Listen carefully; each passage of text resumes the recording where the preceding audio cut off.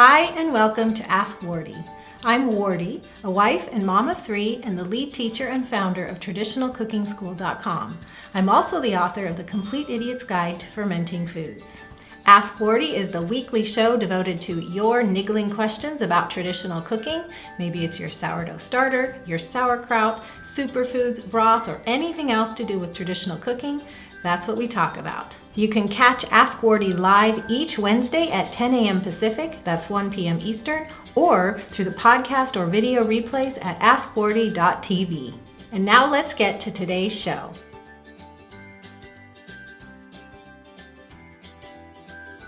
First, let me welcome everyone to Ask Wardee episode 31. And if you're checking this out later, within 24 hours of this broadcasting live, the replay notes, video, podcast version are all ready for you at tradcookschool.com/AW031. That's for Ask Wardee, AW031 for episode 31. So you can go there to get the video replay if you're listening to the podcast. You can go there to listen to the podcast or subscribe on iTunes. You can get the complete print notes and links of everything I'm mentioning today. Our question today comes from Cheri B. And the short version of her question is using commercial yeast in sourdough bread healthy? Now she's got some nuances, so I want to read you the full version of Cheri B's question. You know what? Now I'm confused. I hope I didn't type it incorrectly. Cheri B or Cheri D. Anyway, you know who you are, and we are going to be emailing you to your question. So hopefully I didn't just mix that up by mistyping.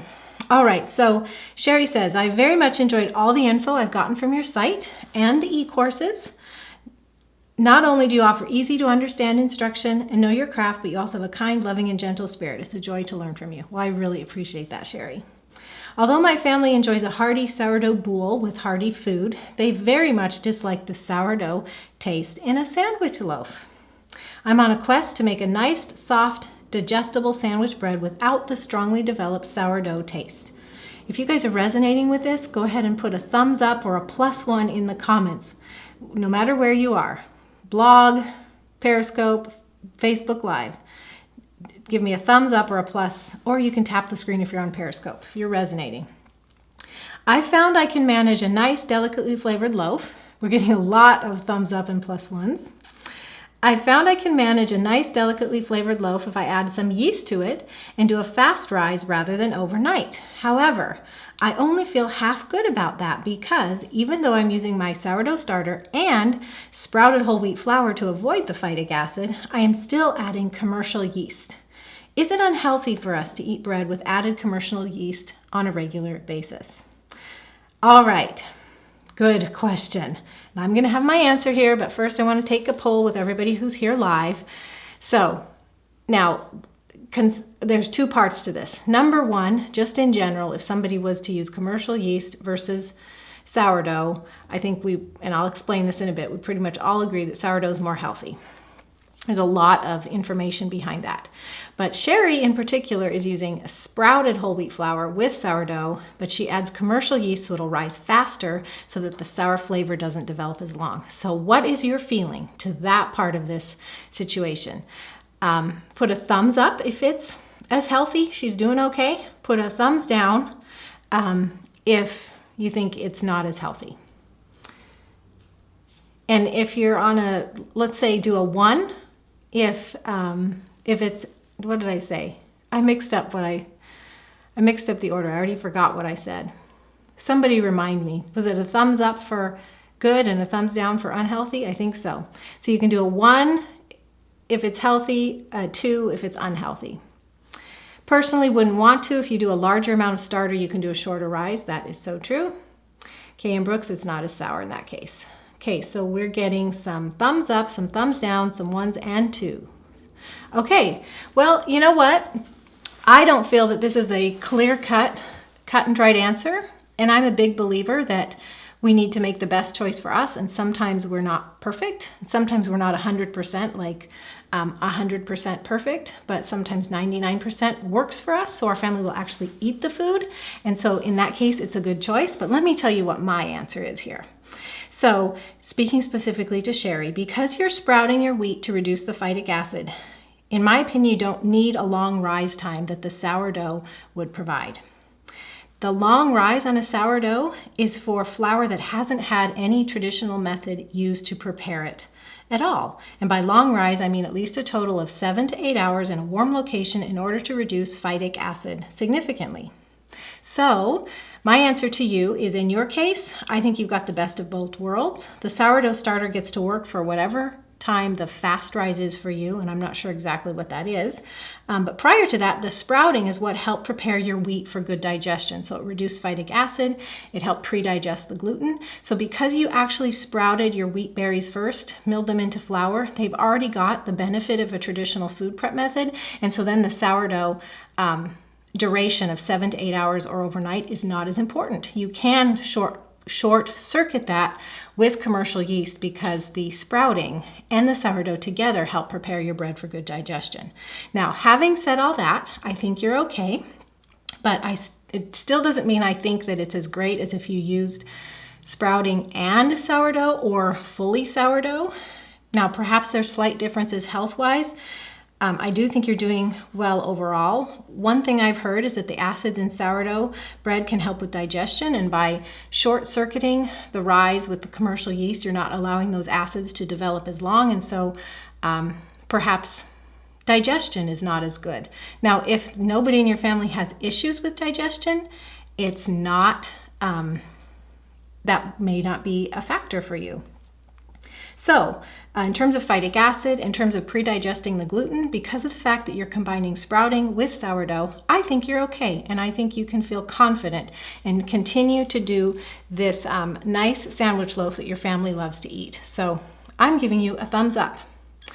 And I'm giving you a thumbs up because it works for your family. It's not that I'm saying it's a thumbs up for everybody, because other people may need to fully sprout and fully sourdough their bread in order to benefit from all the benefits of sourdough. So that's a decision that we have to make personally, each family. And like I said before, 99% might work for you, 80% might work for you, whereas somebody else would need 100% in terms of the effort put into traditional methods.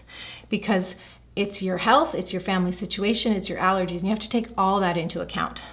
But again, I'm giving you a thumbs up because I think the sprouting and sourdough together are giving you most of the benefits of traditional food preparation methods, and the sprouting kicks in where the sourdough is cut short. So, you guys agree with me? Am I way off? Would you give Cheri a thumbs up as well? Helen says it's still better than store-bought bread. Yes, it's still better than store-bought bread. Definitely. Danielle is saying, I agree. Thanks. We're getting a smiley face in the comments on Facebook Live. 2 thumbs up on Periscope. All right, good. Now, I do want to make sure we're all on the same page, though, because I gave Cheri a thumbs up. But I want to make sure that we talk about some general things, too, so we're all on the same page about traditional food prep methods. So when you're talking about traditional preparation methods for grains, you're talking soaking, sprouting, sourdough. And these, by the way, are in order. Soaking, sprouting, sourdough. Soaking is the least effective, sprouting is next, and sourdough is the most. And in terms of effectiveness, I'm talking about neutralizing phytic acid. Phytic acid is what we call in the traditional foodie world an anti-nutrient. Means it works against our nutrition, and in phytic acid's case in particular, it binds with minerals in our digestive tract and it prevents mineral absorption. So we want to neutralize as much phytic acid as possible. Ancient grains have less of it, so you're going out the gate. If you're using ancient grains like spelt or einkorn, right off the bat you're ahead. Or if you use soaking, sprouting, or sourdough, in order of effectiveness, you're neutralizing more phytic acid as you go. Another thing with traditional methods is, in terms of grains, and gluten grains in particular, is gluten. And traditional food prep methods can pre-digest gluten. Gluten is the protein in gluten-containing grains, at least, and it can be very difficult to digest. And it's my personal belief that the reason we have so many gluten allergies today is because most people in bread products are eating modern wheat. It's been hybridized to have a high gluten content. And it's just so strong a part of our diet that we probably have a glut, and we've grown into a society that just has rampant issues with it. So traditional methods, soaking, sprouting, and sourdough, can pre-digest the gluten and make it easier for our bodies to digest, because it's like the prep method has done some of the work for us. And as I mentioned before, ancient grains, another benefit of ancient grains like einkorn, and we teach about einkorn at Traditional Cooking School, ancient grains like einkorn have less and or a gentler form of gluten. So everybody on the same page there? We have soaking, sprouting, or fermenting to handle the phytic acid and the gluten, to neutralize and or pre-digest them. And another option we have with traditional methods is to go back in time and use ancient varieties of these grains that have gentler or less forms of gluten and less phytic acid, or I should say and or, because everyone's slightly different. So in Cheri's case, she's combining both sprouting and sourdough, though the sourdough is shortened. So she's probably okay with regard to the phytic acid and the gluten, and her family gets a less sour bread out of it. So that's one way of just combining these different issues that we are balancing. And Cheri's coming out ahead because she's making use of two methods to prepare this less sour bread for her family. But on the other hand, if someone was going to do what Cheri is doing, which is to use commercial yeast in her sourdough bread so it doesn't, sit around getting sour as long, but they didn't sprout the grains beforehand, or they didn't use an ancient grain, then it's not going to be as healthy as traditional sourdough, because traditional sourdough, you have the beneficial acids, you have the predigestion of gluten, you have the neutralization of phytic acid, and commercial yeast simply doesn't do that. So if you're going to cut short your souring process with commercial yeast and you haven't done anything else to prepare the flours, you're not going to come out as ahead. Yes, your bread's going to be better than store-bought, but it's not going to be as healthy as true sourdough. Does that make sense to everybody?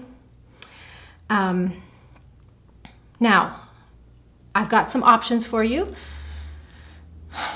I like adding soaking too because it makes whole einkorn and wheat bread softer. Yes, great, and that's one of the options I'm going to mention in a moment. I do have free instructions for starting your own sourdough starter, so if anybody listening now or to the replay later is excited about the possibilities of sourdough, grab my free instructions. It's just flour and water. Really easy. In 5 minutes, it could be starting on your counter, and in 5 days, you could be using it. And those instructions are at tradcookschool.com/free starter. If someone would care to type that in the comments, either Periscope or Facebook Live, then you guys can refer to it. tradcookschool.com/free starter. Free starter is one word. You also visit the show notes, tradcookschool.com/AW031, within 24 hours of this being live, and you will find a link there. So check out our free starter instructions. Now I want to go through two other options for you, Cheri, or anybody else here. Thank you so much, Kay and Brooks, for typing that in, and Danielle for typing that up. So other options, because we all don't have Cheri's recipe, do we? Although we could probably play around, sprout our wheat or other grain first, then use sourdough, but add some commercial yeast, and when it's risen properly, bake, right? But I want to give you all some other options, and maybe Cheri another option. So even though I've given you a thumbs up and others here have given you a thumbs up, maybe one of these other options will be a little bit healthier for your family, maybe even easier for you to do, and you'll come out ahead. Some other things to try so your family's so your family will get that sandwich bread that's not so sour. So I'm going to pull up a picture for you. It's coming. Here we go. This is from Tracy, and it's at traditionalcookingschool.com. And I'll have a link for you at the show notes, tradcookschool.com/AW031, or you could go to Traditional Cooking School and you could search for not so dense sourdough bread. So this is Tracy's loaf. And what Tracy has done is, so amazing, because it's not only not so dense, it's also not so sour. And she does something similar to you, Cheri, except she uses the other prep method. Rather than sprouting, she uses soaking. And she doesn't have to add commercial yeast. So it's not so sour, it's not so dense. She combines soaking and sourdough and doesn't need commercial yeast. So right off the bat, I see two benefits to that. Number one is doesn't need you don't have to buy the commercial yeast. And number two is the sprouting takes longer than mixing up your flour ingredients and soaking overnight. So I think this is a great option for anybody who's not able to sprout and mill their own flour. And you're also not adding commercial yeast. So, and even in the comments, if you still want to use sprouted flour, one of the comments, Julia says she's using sprouted flour in the recipe with magnificent results. So you do still have that option. Brandy, yeah, I think that's the ideal we're all shooting for. Brandy is saying no need for commercial yeast in bread. If I take good care of my sourdough starter, it makes delicious bread without anything but flour, water, and unrefined sea salt. Yes. I would agree. In the case of Cheri that we're talking about today, it's that sour flavor. She's adding commercial yeast to cut back on the sour flavor on her sandwich bread. So Cheri, give the bread a try. It's this not so dense or sour sourdough bread. Again, I'll have the link for you at tradcookschool.com/AW031 within 24 hours of this going live. And another option, this is option number 2, which I think maybe you've tried because you said that your family likes a good sour boule loaf. So you may have tried something similar, but this is a no-knead sourdough bread, and in this one in particular, it's my no-knead Einkorn sourdough bread. And in this one, I add baking soda right before the baking, and the baking soda not only gives it an amazing rise, but the baking soda, because that's what happens when baking soda combines with the acid of the starter, it puffs up and bubbles. I mean, it's the same reaction that you get when you mix baking soda and vinegar to clean your drains. So it happens in the bread to give it a great rise. But the other thing that happens is soda sweetens, and that's a well-known phrase in the kitchen or in baking. Soda sweetens. It reacts or it neutralizes the acidic flavor. So you end up with a no-knead, which is no work, and the bread has soured overnight, so you get all the benefits of sourdough starter, and the soda puffs it up and neutralizes some of the sour flavor. So I want to give you that an option as well, and everyone else here can try that as well. I have that available as a free recipe at my site, tradcookschool.com/free bread. If someone wouldn't mind typing that in, tradcookschool.com/free bread, because it's a free no-knead Einkorn sourdough bread recipe. So you just type in your email address and then I'll reply by email to give it to you. Okay, so quick recap here. Cheri, you are doing great. You're combining the benefits of soaking and sourdough, and because you use both of those methods, it's okay, in my opinion, to short circuit the rising time by adding commercial yeast. If someone were not to use another method in conjunction with sourdough, I don't think that commercial yeast would be as healthy in sourdough bread, because the sourdough is what is the best method we have for neutralizing phytic acid, for pre-digesting gluten, and overall preparing grains for best digestion. So also, I've given you 2 other options to try. One is a soaked plus sourdough bread that is not so dense and not so sour. And finally, a no-knead Einkorn loaf, which you could use with your wheat. You don't have to use Einkorn. And the benefit of that is we add baking soda before the baking, and the soda neutralizes some of that acidic flavor, but also fluffs up the bread. Thanks so much for coming today. It's been fun. Here's what to do next. Ask Wardee wouldn't be possible without your questions, so please keep them coming. If you're on Twitter, you can tweet me. Use the handle @TradCookSchool with your question and include the hashtag AskWardee. Or you can email me, wardee@askwardee.tv. To get the show notes, links I mentioned, or even to catch up on past episodes, just go to askwardee.tv. To join the fun of the live video recording of Ask Wardee each week, be sure to follow me @TradCookSchool on the Periscope app, or go to periscope.tv/TradCookSchool. We're live every Wednesday at 10 a.m. Pacific, that's 1 p.m. Eastern. And finally, you can subscribe to Ask Wardee as a podcast using iTunes, the podcast app, or Stitcher. If you're on a mobile device, just search for Ask Wardee right in the app. If you're on a desktop or laptop, just go to tradcookschool.com/awitunes for Ask Wardee iTunes. And while you're there, please leave a rating or review. I love to read your comments, and your feedback helps others who are interested in traditional cooking find my podcast too. Thanks so much, and I'll see you next week.